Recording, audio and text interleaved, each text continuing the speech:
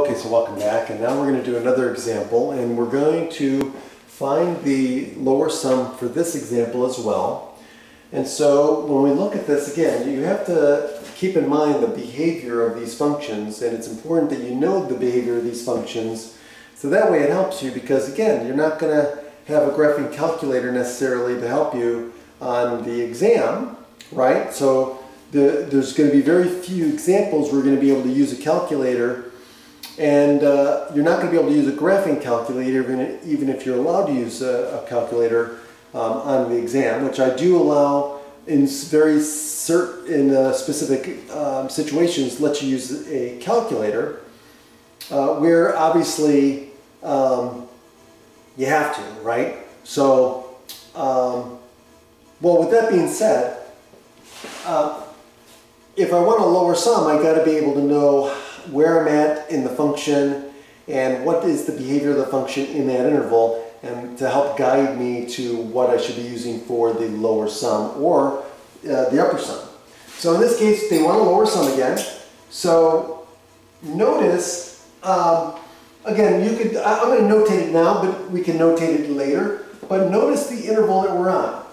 And how does sine x behave from 0 to pi over 2? Well, it's increasing, remember. So our sine function goes what? It's, right? And so from 0 to pi over 2 is right here, right? So it's increasing on this interval, which then leads me to believe if I want an underestimate, right? I'm going to have to use the left endpoint approximation. Okay? Last time we did the right endpoint approximation, but because of the curve was decreasing over the interval. Now it's increasing, so we're going to have to use the left endpoint approximation to find the underestimate, or the lower sum. So now we've discussed that, let's jump right in. So now n is 6. Here is our interval. So again, we're going to do delta x is equal to b minus a over n. And so it's going to be pi over 2 minus 0 over 6, which gives us pi over 12. Okay, so there's our delta x. So now I'm going to set up for the lower sum. So it's going to be equal to the summation of k equals 1 to 6 of f of x delta x. Okay?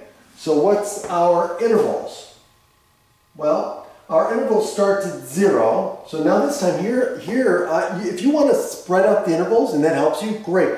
I'm going to do this one and use the technique and the formula that I did that we discussed a while ago.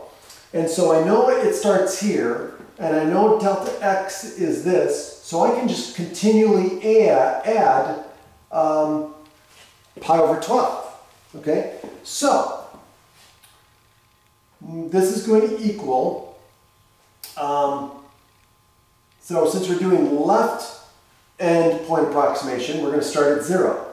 So it's going to be f of 0 times delta x, which is pi over 12, okay, plus f of pi over 12 times pi over 12,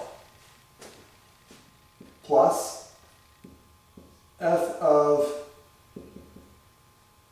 pi over 6 times pi over 12, plus f of 3 pi over 12, which is going to be pi over 4, times pi over 12. So we've got 1, 2, 3, 4, so 2 more.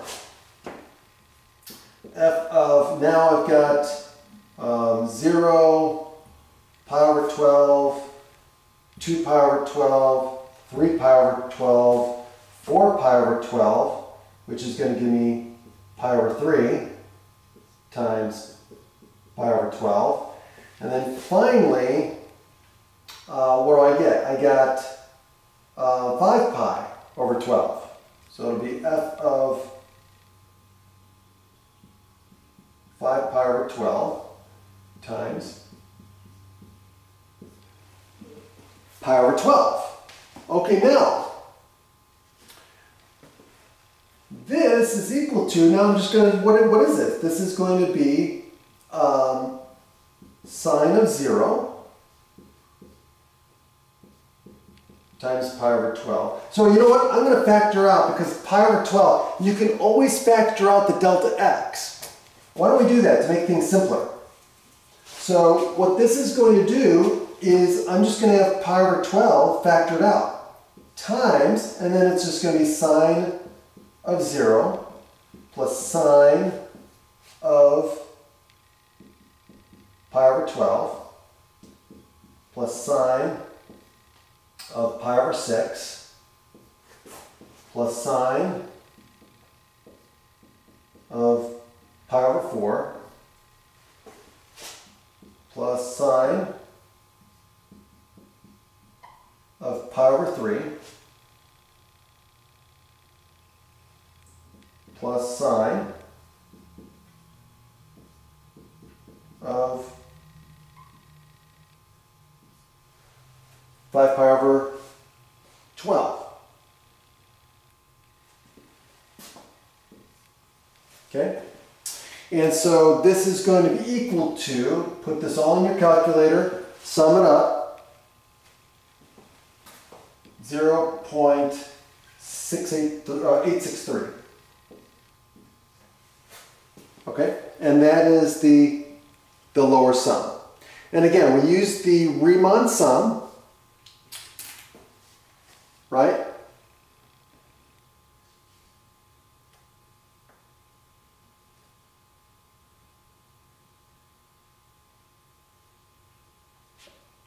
Okay, and again, I used k, but we could use I, and then we could put I, right?